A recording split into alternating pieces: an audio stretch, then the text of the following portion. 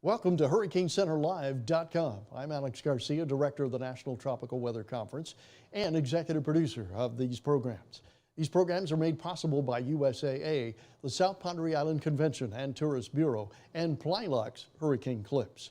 These programs are also a team effort with Bill Reed, the former Director of the National Hurricane Center, and Tim Smith, Chief Meteorologist of KRGV-TV.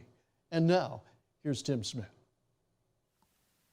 Thank you, Alex, and good morning, everybody. Welcome to NTWC Live for Wednesday, June the 9th. A great program for you. You know, you hear about them, and every time there's a system in the Atlantic, the Pacific, anywhere, you hear about these guys that are chasing them down, and we're going to hear from the hurricane hunters coming up today. This will be a great program in just a couple of minutes. As always, we want to thank our sponsors who make this program a possibility. USAA, a proud supporter of NTWC Live and other programs of the Storm Science Network. Appreciate USAA for all they do.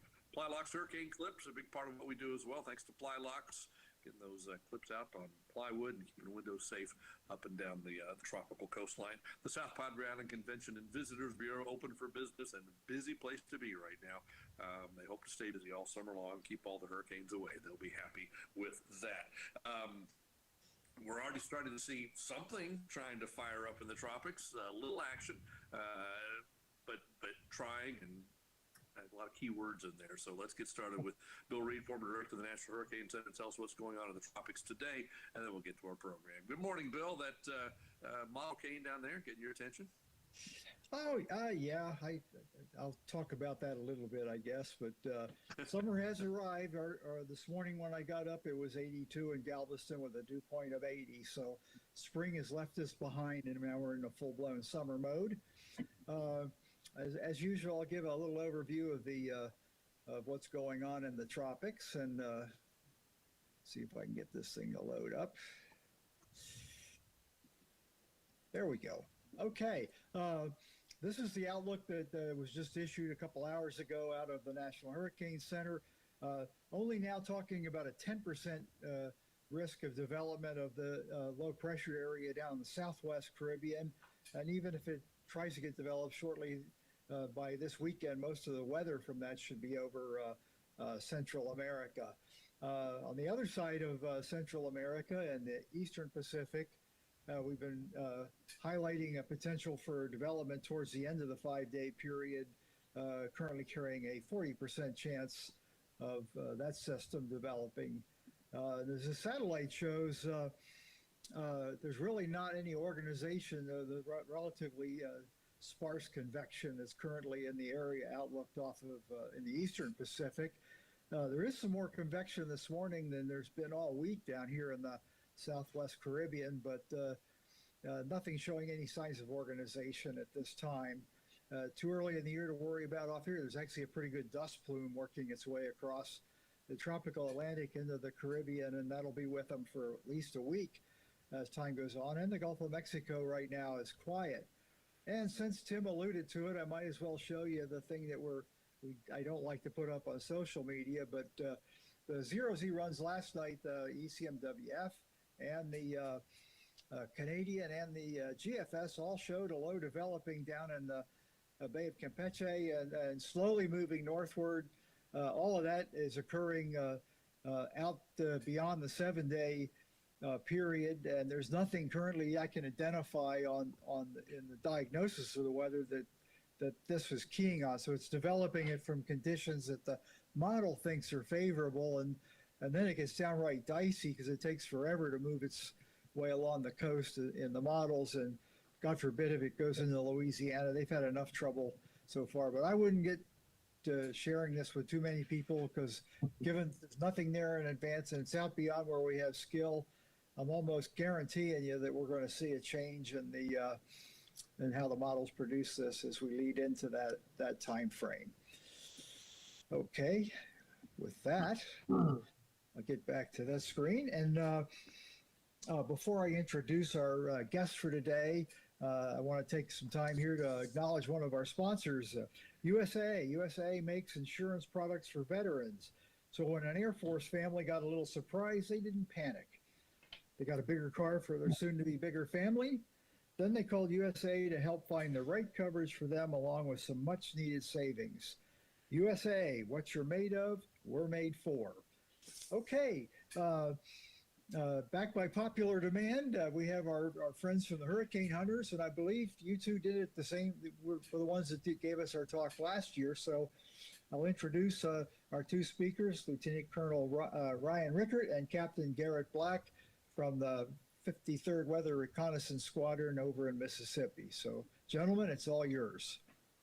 Great. Thank you, Bill, Alex, and Tim. As introduced, I am Lieutenant Colonel Ryan Rickert with the Hurricane Hunters, coming up on 6 years now. And I'm Captain Garrett Black. So I've been here a year less than Colonel Rickert. I've been here 5 years. So we're going to brief some similar stuff that we've briefed in the past, but we're going to start cutting some of that out because we feel that y'all know us pretty well by now.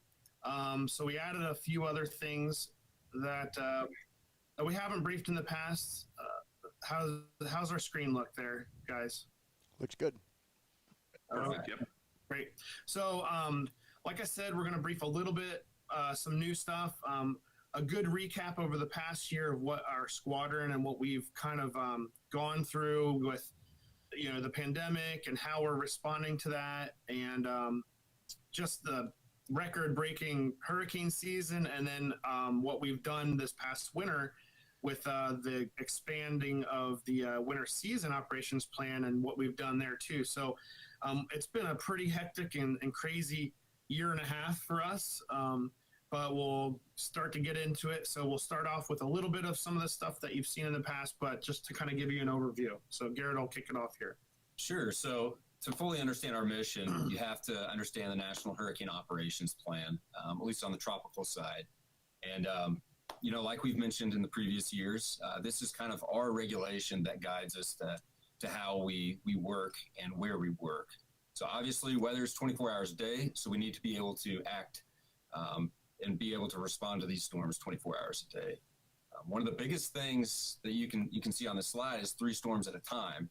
So a lot of times that comes up with the logistics of us trying to move our planes, our maintenance packages, to be able to withstand that. And in the 2020 hurricane season, that was definitely tested, as we had to be able to locate out of many different areas at once. With a lot of the action in 2020 occurring in the Gulf of Mexico, that required us to what we call hurry vac, moving our airplanes to, say, San Antonio or Charleston, to be able to give us the opportunity to still reach into the Gulf to fly those storms that unfortunately did a lot of damage. So just kind of general recap of who all goes into these storms. We have 10 full-time ART positions, as we call them, or Air Reserve Technicians. So they're here 40 hours a week, making sure that everything's running really much throughout the year. And then we have 10 crews of traditional reservists that come in from all across the country. For example, I come in from Kansas City. And so Ryan here is a full-timer, and so he makes sure that a lot of the things are caught up to speed. So when I can come down, say, this past weekend, things are a little bit more ready for me to jump into the plane and be able to go off and fly the mission. As far as the crew and the personnel, we have obviously the 2 pilots up front. So left seat, the main pilot there in control, and then in the right seat's the co-pilot. Our navigator here is Major Grant Wagner. So they're oftentimes running the fuel plans and whatnot, just to make sure that we know where we're going, that the airspace we're going into is safe, and we have the proper things that we need to be able to go where we need to go for the storms. In the back, we have the loadmaster here. Not only do they do the pre-flighting of the aircraft, but they're also kind of our right-hand man or woman in the back that are releasing the drop sons, and we're working pretty much around the clock once we're in the air with the loadmaster here to ensure that the data is as accurate as possible on the drop sign set. And obviously here's Lieutenant Colonel Kate Woods. She's our chief RWO. And so you can see here, she's looking over probably at the loadmaster drop sign operator. So that is what both Ryan and I, where we sit and where we work.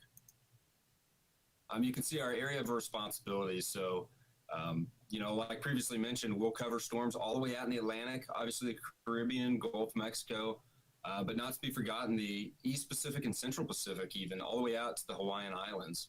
So really, it's a big AOR. Last year, with certain storms going up the eastern seaboard, we had to be able to move some of our aircraft up into the Maryland region, the Northeast Mid-Atlantic, to be able to reach out to those storms in the far northern Atlantic, and also with our fuel requirements, have a safe place to land. So a very large area of responsibility. And typically we operate out of Barbers Point, Hawaii, if it's more of a Pacific type storm. Keesler Air Force Base, of course, is where our home is, and then St. Croix in the U.S. Virgin Islands. So everyone's very familiar with our hurricane mission, but really some of our more challenging storms are the low-level missions. It's kind of the birth of a storm, if you will. So, for example, this different waves that we're starting to see pop up on the NHC, 5-day outlook. At some point, if those continue to show signs, the National Hurricane Center may task us to go out and fly anywhere from 500 feet to 1,500 feet off the water. And these are a great amount of work for the aerial reconnaissance weather officers in the back. As you can see pictured here, we're actually looking at the waves, trying to determine the speed and wind direction of what we're seeing of the waves on the surface of the water.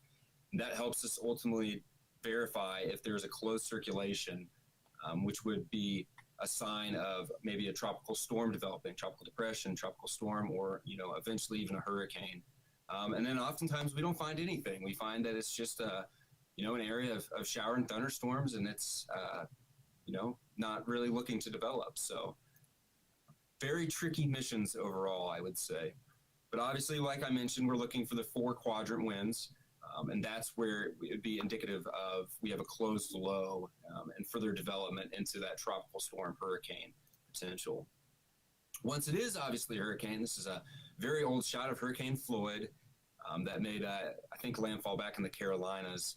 But you can see kind of how we typically go with our alpha pattern, is what we call it. We're just making an X through the storm eye there. That gets us all 4 quadrants of the storm, so we can have a good gauge, and we can relay some good information to the National Hurricane Center of what each quadrant of the storm is looking. But that also gives us 2 passes through the center of the eye, where they can determine whether it's strengthening, weakening, and as well as start extrapolating how quickly it's moving and what direction.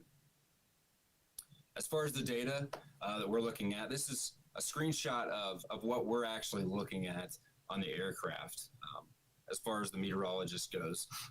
So you can see we have a plethora of data coming in, whether it's our SFMR, which Lieutenant Colonel Rickert will discuss a little bit more here in a bit, but that's more of your sea surface winds that we're measuring. Our drop data from the dropsondes are streamed to this computer as well, where we can analyze and quality check that data.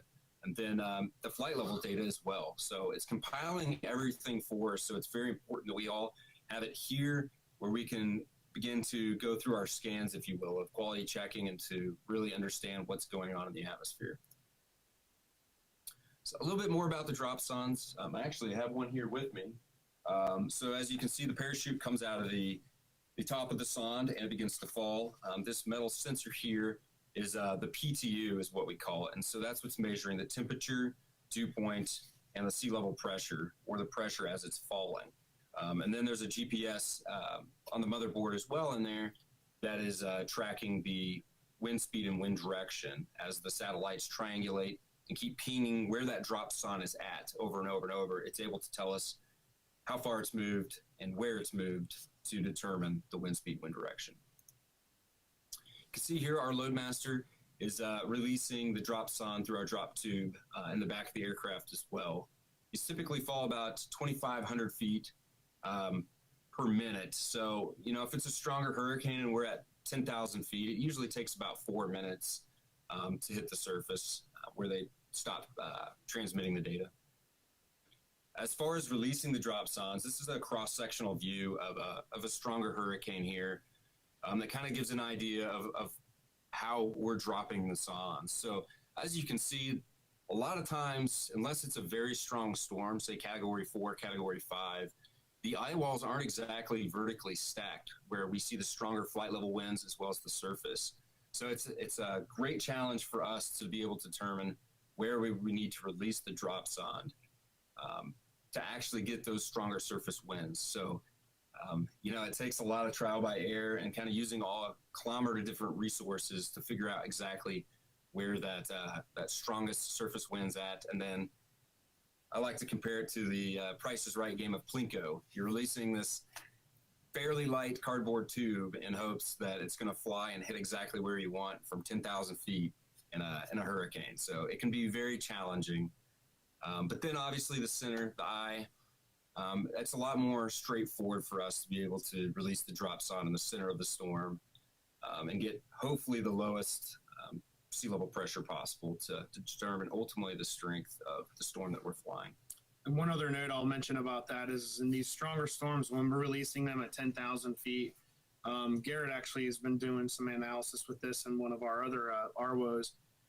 When at your release point, it basically travels 1 to 2 quadrants around the entire system. So you're actually, the surface winds that you're sensing is not the quadrant that you're flying over underneath the aircraft. So our SFMR winds are reporting directly under the footprint under our aircraft, but when you launch that drop zone, it actually lands, however many miles away around that quadrant gets. And then a lot of times what we're having is that radial inward suck of the actual hurricane. So a lot of times we're missing those max winds in that eye wall because it's being drawn into the center of the eye. And Garrett actually just did a little training for us a week ago where he actually showed where some of them, like right above the surface, were reporting 180 to 200 knot winds.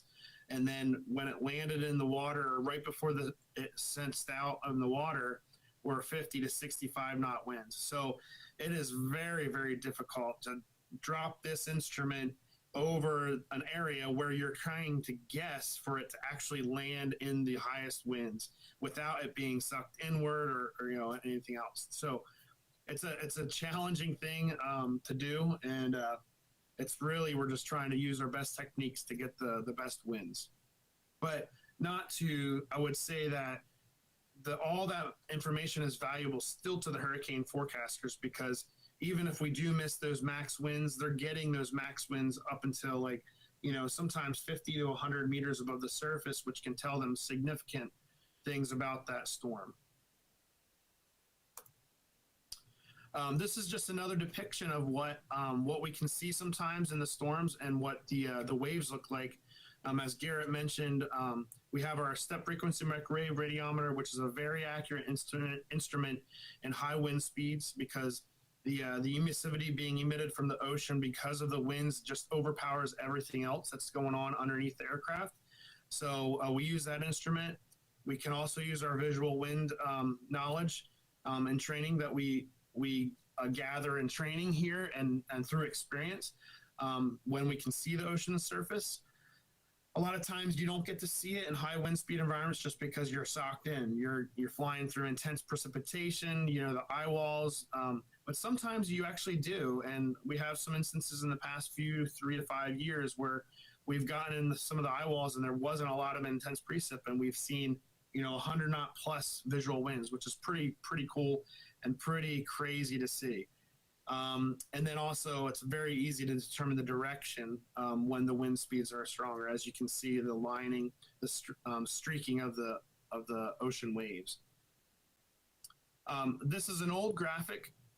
The Hurricane Center has become very, very accurate with the tracks with these storms. The biggest thing right now that I know that they're trying to figure out in the science and just the structure of the storms is the intensity and the rapid intensification, or the rapid, falling apart of storms. So we have helped with that data. Obviously, the models have gotten better. The global network of upper air soundings and observations, a lot of these things have increased and helped the track forecasts of the Hurricane Center. The intensity is the difficult one right now, but this is an old graphic just basically describing, because of that forecast accuracy basically shrinking so much and drastically over the last decade to 2 decades, saving millions and millions of dollars through lack of evacuations and knowing where this is going to hit.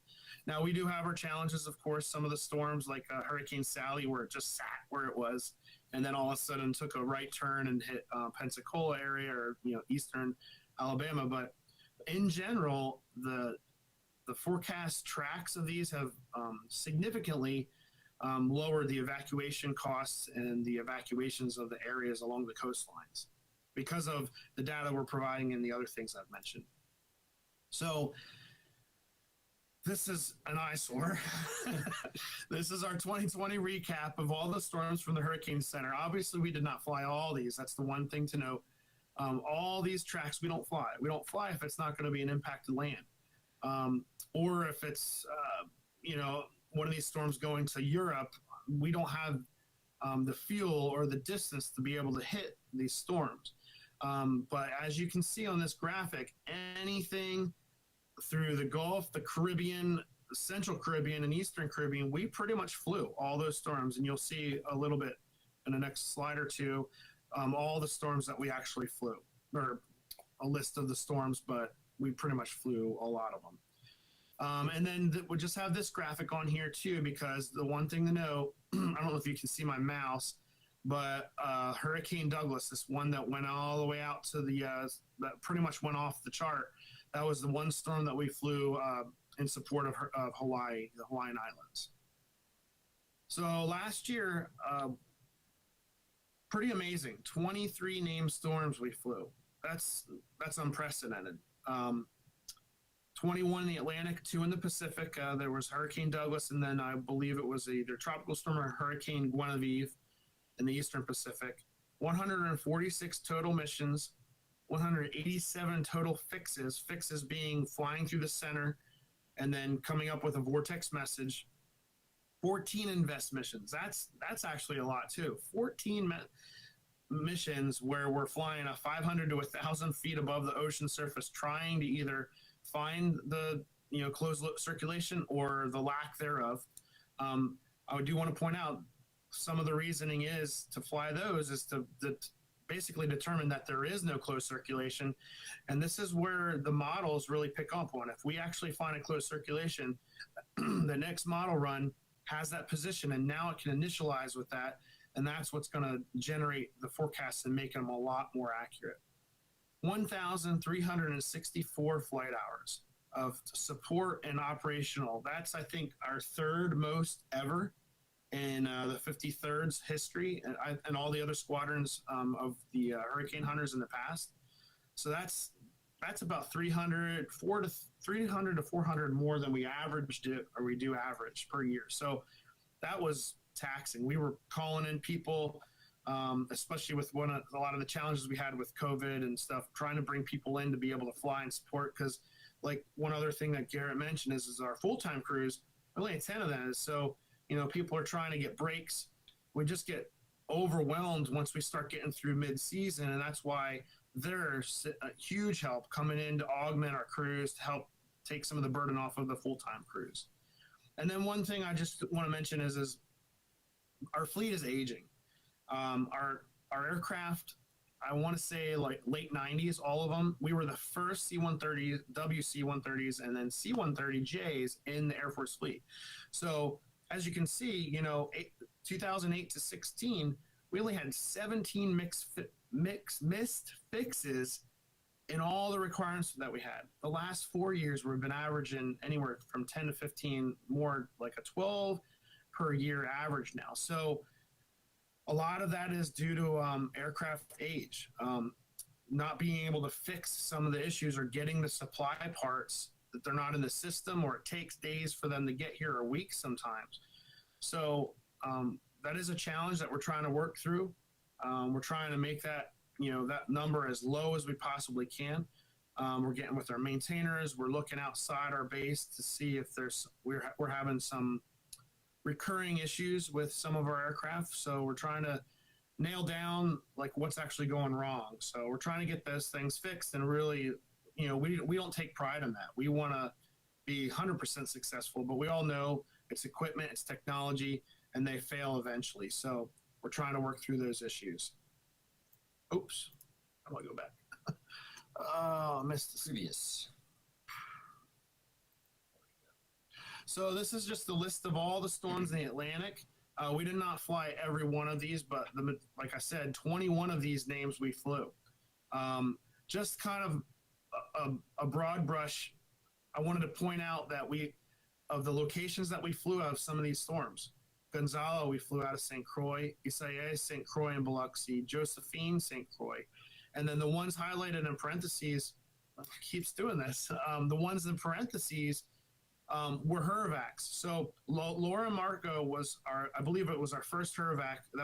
We flew both those storms out of Charleston, initially out of Biloxi, but then we had to take all our airplanes plus the 815th. And that's one other aspect that y'all need to remember is we have 20 C-130s at Keesler, not just the Hurricane Hunters, but we have attack sister squadrons. So they have 10 aircraft as well. So when we have storms threatening the Gulf Coast or Biloxi, the Keesler area, we not only have to help get their aircraft out of there, our aircraft, and then go to a location where we can continue to monitor and fly the storm as well. So it is a huge undertaking for the base, our squadron, our wing, our sister squadron. So it is a logistics nightmare trying to find a location where we continue to fly the storm, but also Hervac them into a safe location as well. So we did that for those. Paulette, we flew out of St. Croix and Teddy. Those were ones that were affecting Bermuda. So we had to go to St. Croix, and we were flying different buoy missions out of there in support of the Navy for those storms, and also fixed missions for NHC.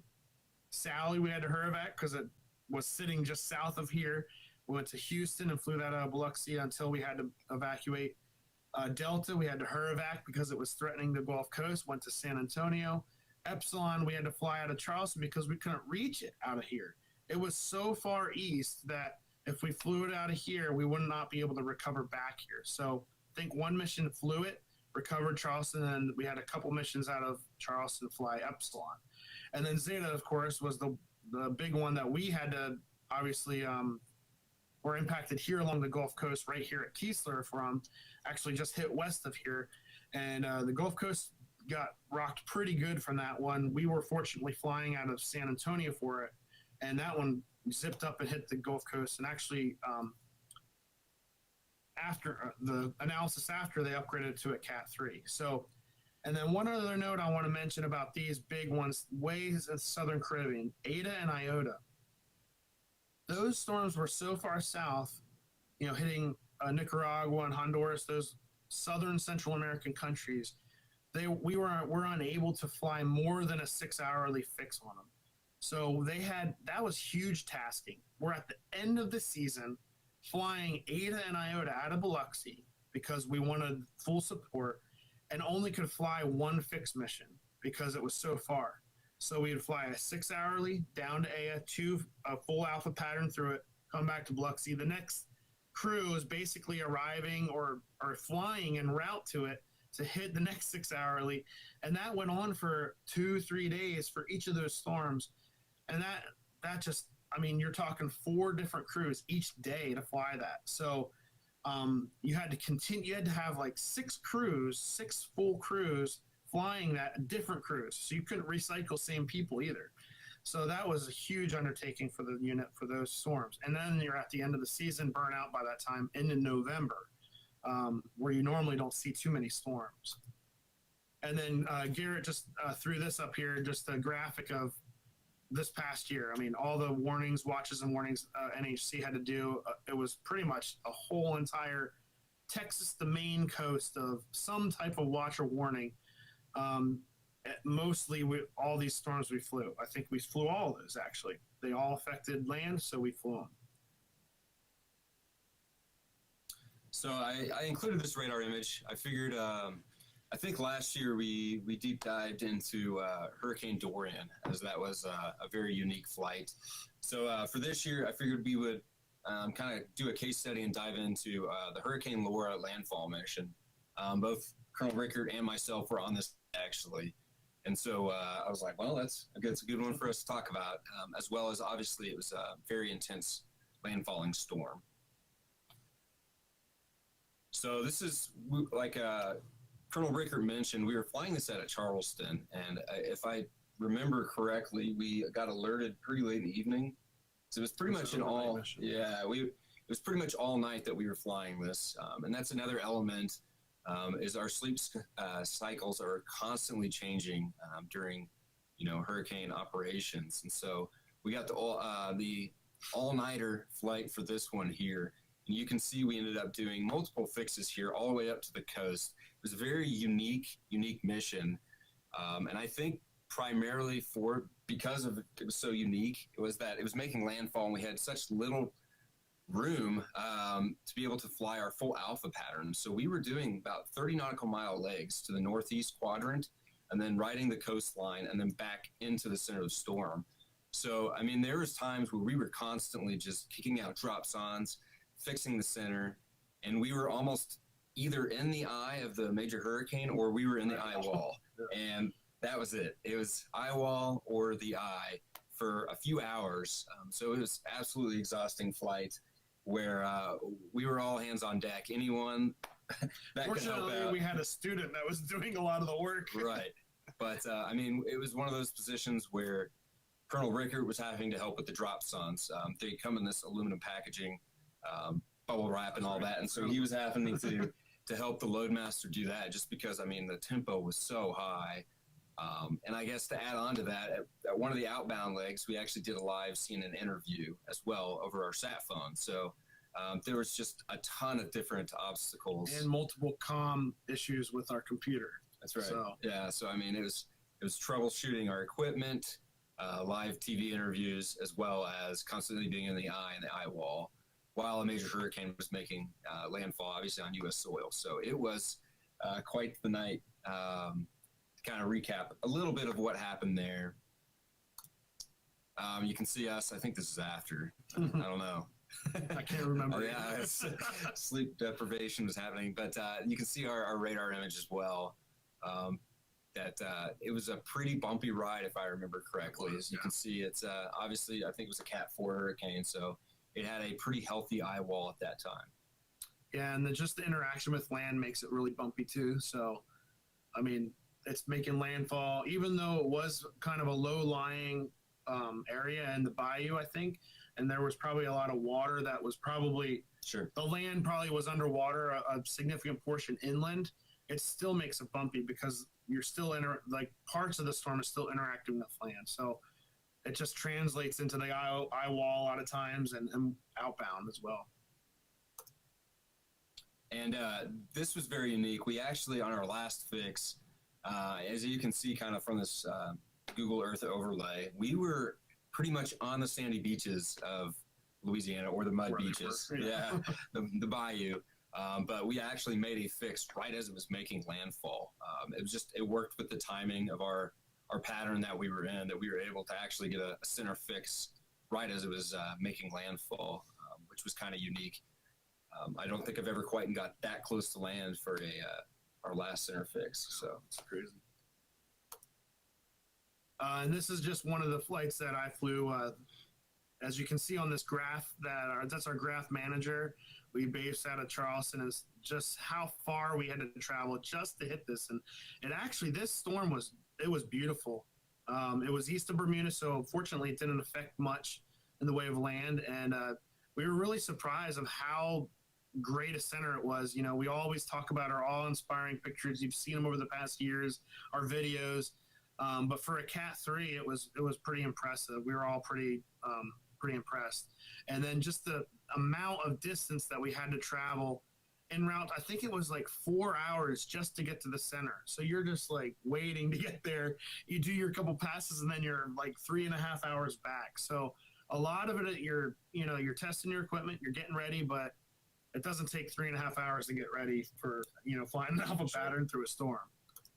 And then I wanted to bring this one up. This was a really interesting flight that I was able to be on. I feel privileged, but one of the challenges that we have, so if you look at this, I actually encoded a vortex message of how small this eye was. I want to say I put like pinhole eye in there. It was 7 mile diameter, I think 6 and 7 miles.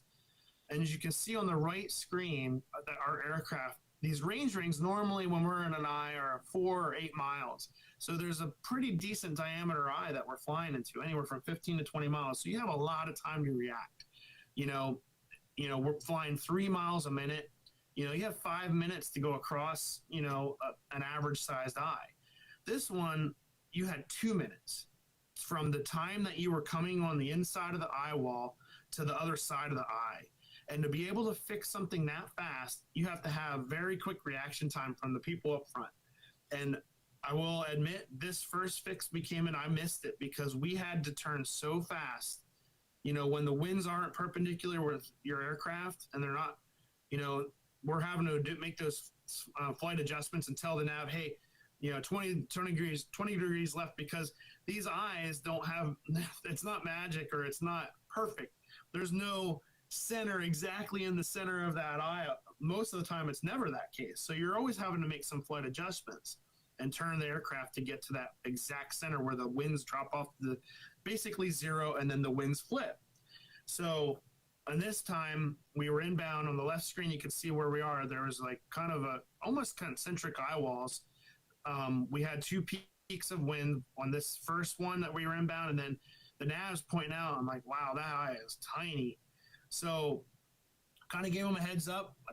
They knew it was a small eye, which means we need quick reaction. But in this first instance, we missed it because they could not turn the aircraft fast enough to get to the fix. So we were basically riding the eye wall, on the screen, the left side of the eye wall, turning as fast and as banked as we could to turn back around to come back in and fix it again. I told them we missed it. I said, do what you can to stay inside the eye, but it was really tough. We were like riding the eye wall, came back around. We were able to fix it very easy the next time. Once I told them, hey, 20, 40 degrees, left, right, really quick turns. We were able to not nail it and then outbound. And then we came back around and did another fix. And then obviously the nav and the pilots knew that we had to do really quick fixes that time for us to be able to nail it. Second second fix, we were able to do really quickly. So just wanted to point that out as a really interesting storm that we were able to fly, and also look at the ragged nature of the inside of this eye. Very, very turbulent, very, V notches, and a lot of, I think one of the vortex messages, many mesovortices rotating around the inner wall. So we try to add these enhancing remarks too to the forecasters, like what we're seeing on radar, because they're not there. So anything that we can describe and point out to the forecasters to help them decide like what kind of storm it is, we'll add in there. This is just a snapshot. We've put it up here before of what we do. Obviously, a lot of these things we did not do or support this past year, just with the pandemic. But the big ones, the NWSOP and NHOP, are our official tasked missions. We supported them year-round, essentially. And then the calibration flights are a must. We have to do the calibration flights still to get our equipment ready for the storm flights. So those were the 3 big things that we did this past year. I'll just point out quickly the winter season operations plan, how we supported it this year. We actually had some restrictions in the West Coast states, so we chose to pick Nevada because they were a little less restrictive. And as you can see, some of the pictures out in Reno, we went to Lake Tahoe on our days off. Reno, we had some significant weather issues. It's had record snow, I think, while I was out there on staff. 2 like 10 or 16-inch snowstorms. Oops. And then just a picture of what we're flying out over. We're flying for the atmospheric river missions. We're flying storms that are low-level moisture fields hitting the West Coast, and then you have significant orographic lift and a lot of intense precip that these water managers are really concerned with. So we're trying to help them forecast those better, and then whether or not they let water out of the reservoirs or keep it in based on where the main part of the storm is going to hit. This is just a graphical depiction of what we do. We also partner with NOAA, the G4. This year they flew out of Hawaii, and we flew out of 2 planes out of the West Coast. Primarily out of Reno, and then the last 2 weeks we shifted to Sacramento as California restrictions lightened. And this is a pretty interesting scenario. They started doing these sequences, is what they wanted to call them, where they had storms kind of developing over the Pacific, continue to hit the Pacific. So the G4 is able to fly 6 days in a row because the length of their flights are only 8 hours max. Ours can be 10 to 12, and in order to get crew rest, proper crew rest with that crew, we can't fly successive mission days in a row. However, what they did with us is we did a 2-flight system on that middle panel, then the G4 flew, and I think we actually had a 2-day G4 in a row, but then we did single airplanes. So we flew one crew, one mission, and then the next day, the next crew flew. So it kind of panned out how the forecasters wanted it. They wanted successive days versus 3 aircraft days. And this was just an example of what we did this past year with NOAA. And then I kind of want to key on this because I think people forget the impact that dropsondes have on the models. This is powerful information for atmospheric rivers and the winter season plan on the West Coast. This is just a depiction of how important dropsondes are to the models and how much they make them more accurate.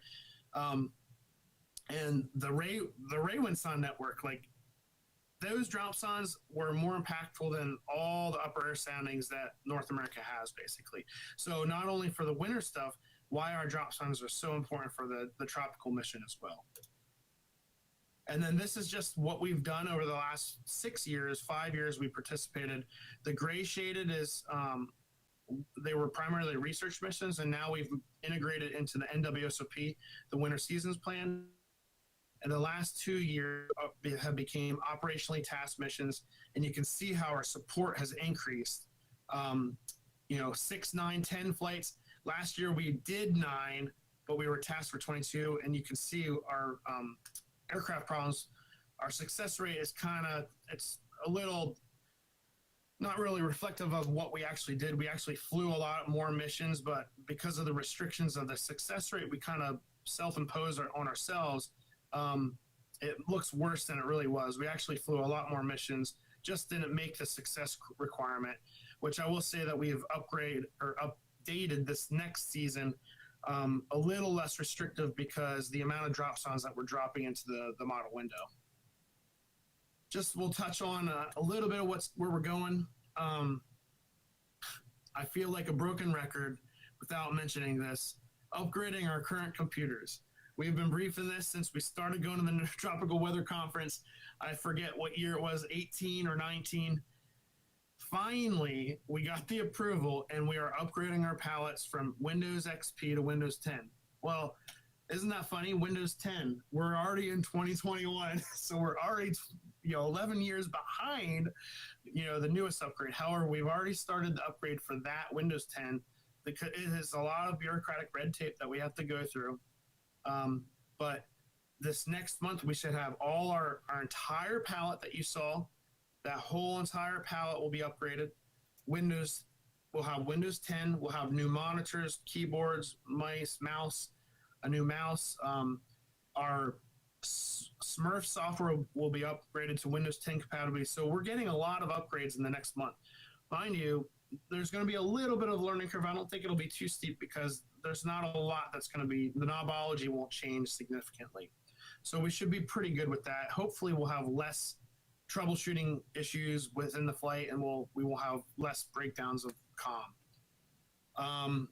We're supposed to be getting a processor upgrade with the Smurf. I've briefed this, I think, the last year or two. That'll help with the data from the surface winds. We're hoping to have that within the next month. They're trying to go through some tests right now to get that upgraded. All it is really we're replacing the white processor on our palette with a new one, a much more high-powered one that will be able to process the data better. And then our data, we've simplified our data upload. Thank God Garrett and a couple of new people help with that. We're able to just get off the airplane, put it on a computer, and then upload it to our Google Drive essentially immediately.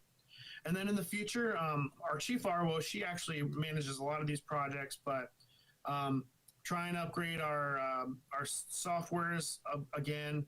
The AXBT launcher, the buoys from high altitude, we should be able to do that with a winter season operations plan.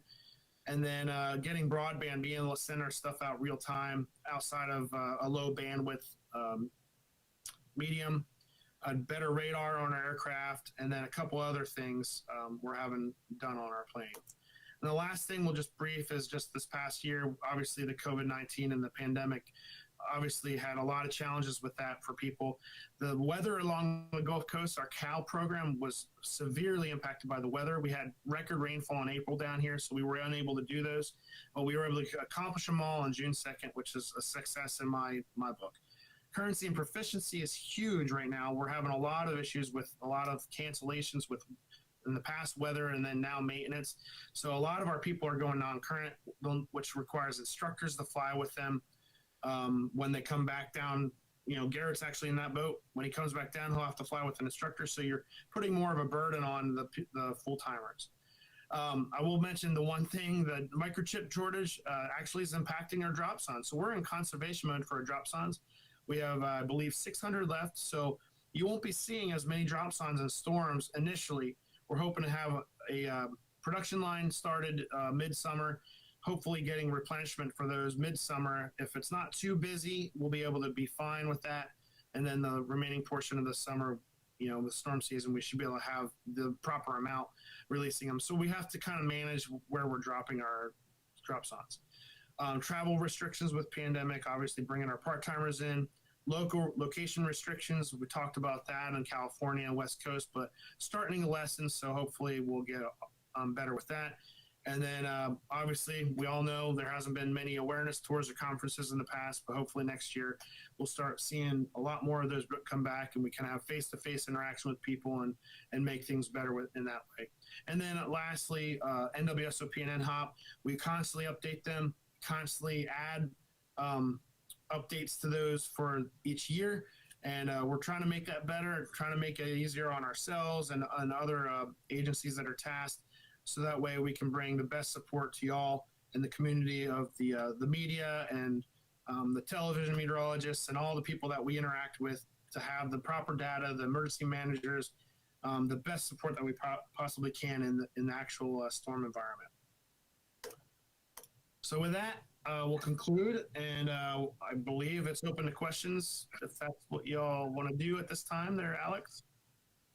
Absolutely. Great job, guys. Always a terrific presentation, and we'd look forward to this every year. So great stuff. We got some questions coming in, but before we get to the questions, we want to again thank a couple of our sponsors: South Padre Island Convention and Visitors Bureau. Beach lovers and fishermen know it. Sandcastle builders and adventure seekers know it. South Padre Island is so fun with the sparkling beaches and an inviting activity. South Padre Island, it's so fun. It's sopadre.com. South Padre Island Convention and Visitors Bureau. Also, thanks to Black Magic Design. Black Magic Design's 810 mini line of live production switches makes it easy to create professional broadcast quality programs and multi-camera productions and stream them live. Simply connect them to 810 mini, your video sources, and go live with up to 8 sources. The 810 mini line works with any streaming software, and the 810 mini Pro and Extreme can stream direct to social media. For more information, visit blackmagicdesign.com. South Padre Island, Black Magic Design, helping us make these programs a possibility. All right, guys, let's get to it. Go back to the beginning of the presentation, and I'll ask the first question, then let Bill take it from there. But you're talking about flying into the invest at 500 to 1,500 feet.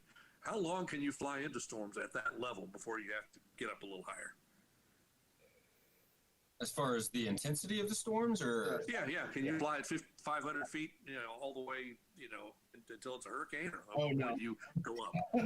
Yeah, no, that's a good question. That is a good question. We have restrictions based on wind speed, turbulence, as well as time of day for our crew duty day. We have to be well rested to be able to fly that low, just due to obvious safety hazards. But yeah, there are actual guidelines. So I mean, usually we're not 500 feet. It's typically for invest, maybe not even a tropical depression. At that point, we're higher. I think depression will probably be at 1,500 to 2,500 feet. Right. So as the intensity of the storm increases, so does our altitude. If you think of it that That's way. Margin for error is the margin for error. Yeah, updrafts, downdrafts. You don't want to be at 500 feet with a huge downdraft, and now you're in the ocean. So that actually came from a storm flight that these guys flew, 10, 15 years ago. They were at 5,000 feet in a major hurricane and ended up stalling, I think, and getting really close to the ocean and had to recover. So, like Garrett said, we have restrictions based on the storm. It continues to increase in altitude based on the intensity. Once we get to a hurricane, we're at about 10,000 feet. That's where we cap out. 10,000 feet, you're pretty much safe from any intensity storm. Good answer. Thanks. Bill, go ahead. Sure. Hey, I'll just continue on that thread there. We call it 10,000 feet, but when you're penetrating a high-end Cat 4 or a Cat 5, what's your actual altitude above the surface when you hit the center of the storm? Yeah, it's very dependent, but like you said, for the very strong storms, I mean, I've seen it down to 7,000, actually above the water, 7,000 feet. I think there's been instances, in the higher end Cat 5s. I think for Trisha, they ended up at like 6,700, 6,800 radar altimeter above the ocean. Mm-hmm. Are you able to sense the descent and climb as you go through the tight pressure gradient? Oh, yes. Oh, yeah. You can feel it. It's streaming in the background. Those really, really intense ones, very tight gradient storms. Cool.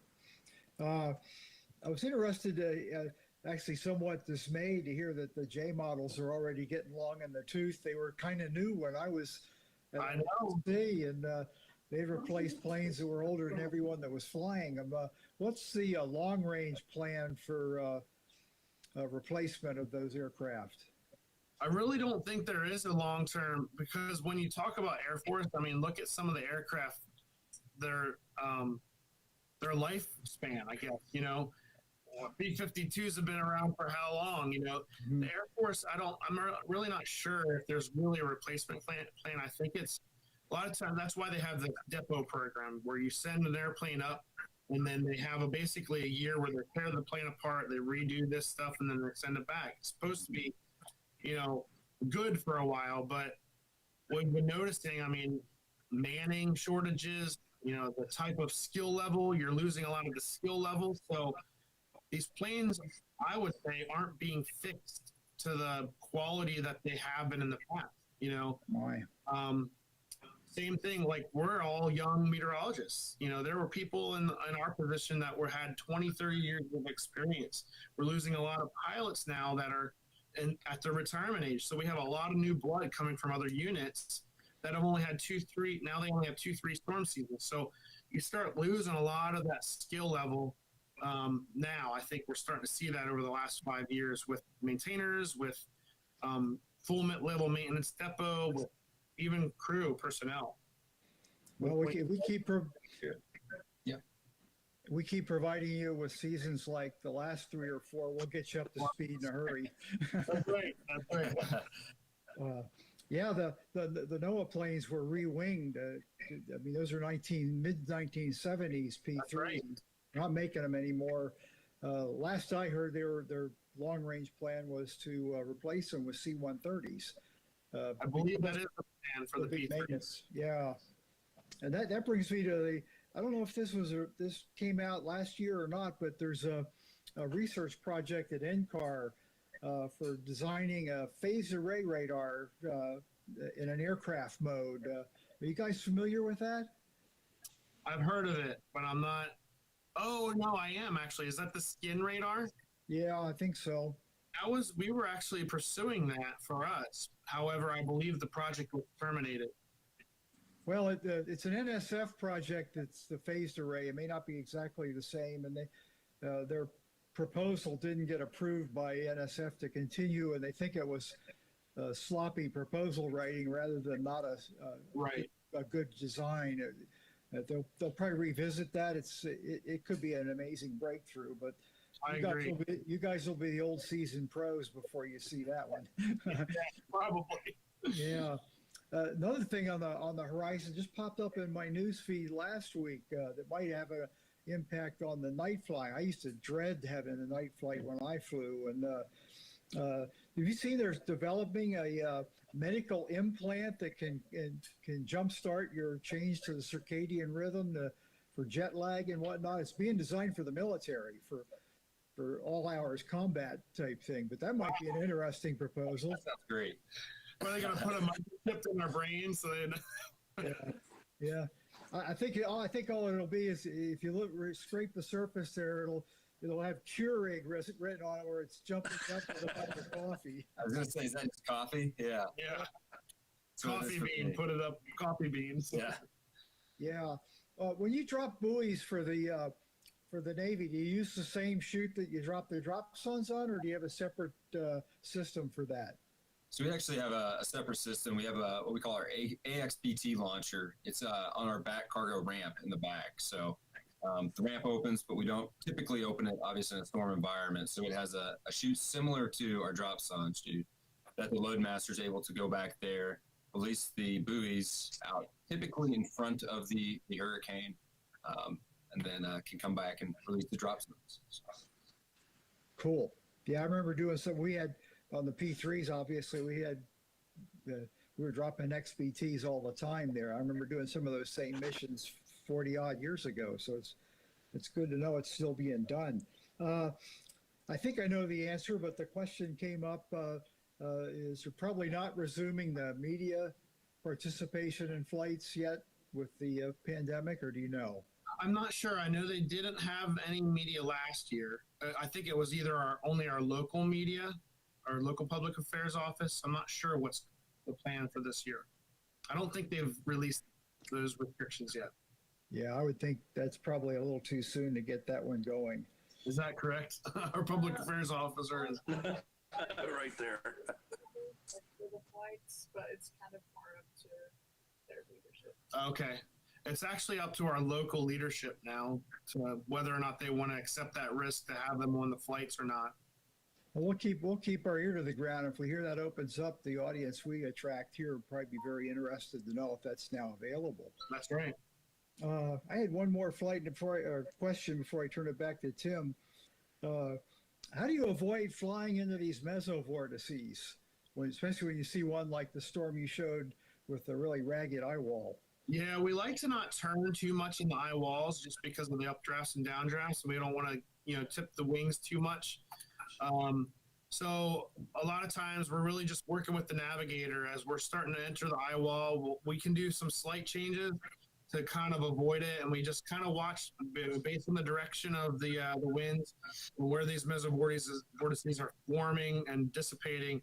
We're just kind of trying to pick an area in between them, or the path of least resistance, basically, and kind of pick and choose where we go through the eye wall sometimes. And then outbound, the same thing. We're watching them rotate around, and then we'll kind of cheat certain directions to avoid them. Good, that's great.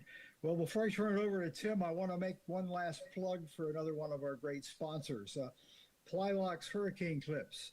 Plylock's Hurricane Clips give you the ability to protect your property in 4 easy steps. Measure your windows, cut your plywood, slide the Plylock's clips on your plywood panels, and push the panels into the window casing. Plylock's Hurricane Clips, designed to be durable and resistant during all extreme weather events, assuming we can afford the plywood. Plylocks are cheap. Yeah. So Tim, you got any other questions on your end? I've got a bunch of questions coming in, so let me ask a couple of them before we run out of time. One comes from Sonny. He wants to know about the radar, the onboard radar data. Is it being incorporated into the numerical models like the drop zone data is? No, it isn't. It's just a nose radar from our aircraft. We're unable to disseminate that off of our aircraft at this point. So we record it, and then we bring it down off our airplane on our hard drives, and then we just have it for training, and we send it off to NHC if they want it, or provide it to Hurricane Research Division. Yeah, the hope is once we can get broadband on the aircraft that may open up a way where we can send at least radar images off the airplane in real time.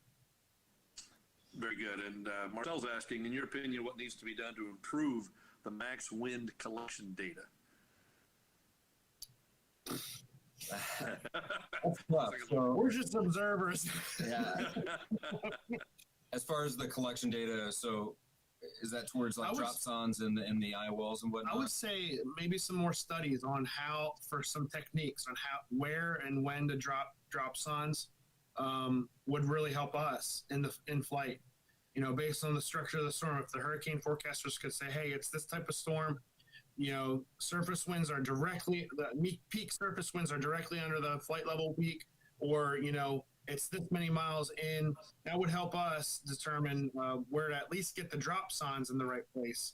But sometimes you can't really do anything about it because it sucks them in where too much, It's definitely something that as a section, we try to convey our different experiences on, what type of storm it was and what our drop zones actually gathered to kind of help spread our continuity of experiences and whatnot to each other, different techniques. For example, I think Colonel Rickert mentioned last week, we had a big session amongst us RWOs kind of discussing that very topic to try to get it as good as possible for this year. Very good. And one other question that comes from one of our regular viewers. We've got Kylie, who's a 15-year-old weather enthusiast, and she wants to know, she wants to be one of you guys. She wants to fly into these storms someday. And she wants to know if there's any way that she can ever actually just get a tour of a plane. I doubt that's happening right now with COVID, but is that something that ever happens, perhaps in the hat tour or something? She's in Florida. She's in Florida. Yeah. Oh, yeah, definitely. I think they're planning on bringing the hat back next year. So depending on where that actually goes, the locations, that's the easiest way to actually tour one of our aircraft.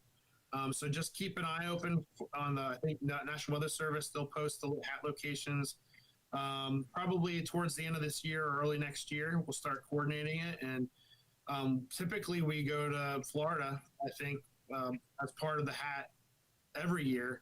And then also we do some air shows out there in Florida way. We just did one in Melbourne, Florida.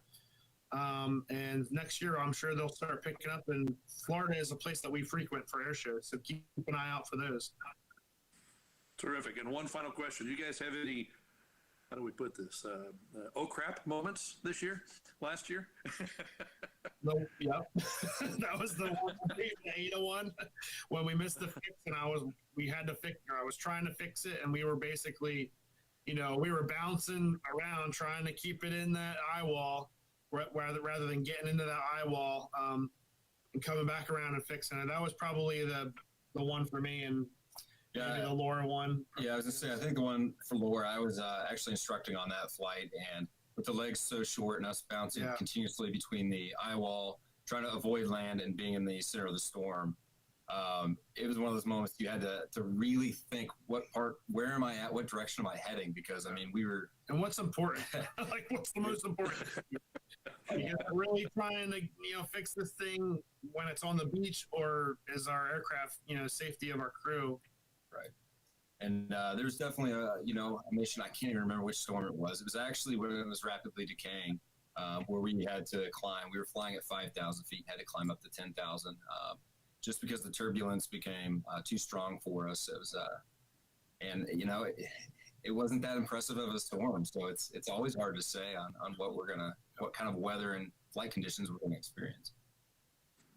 Terrific. Great stuff, guys. Thank you. We really appreciate your time today. And this year, as every year, we hope next year in April, we'll see you back in person on South Powder. I'm looking forward to it.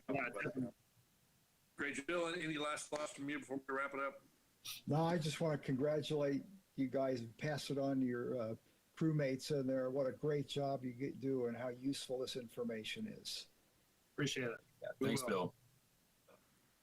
Great job. So that's it for today. We really appreciate you guys being with us. Just a great program once again, as always. We always look forward to this one every year, and we look forward to having you back again in person in April and perhaps online again shortly after that.